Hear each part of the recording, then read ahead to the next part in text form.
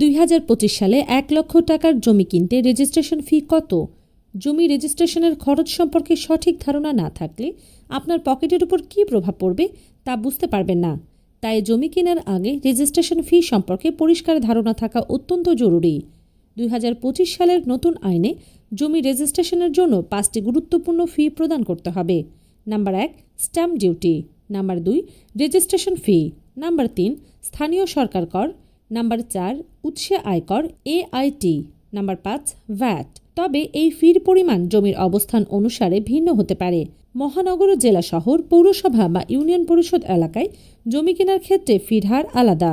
মহানগর এলাকায় 1 লক্ষ টাকার জমির খরচ, স্ট্যাম্প ডিউটি 1.5%, রেজিস্ট্রেশন ফি 1%, স্থানীয় সরকার কর 1%, উৎসে আয়কর AIT 2%, ভ্যাট 6%।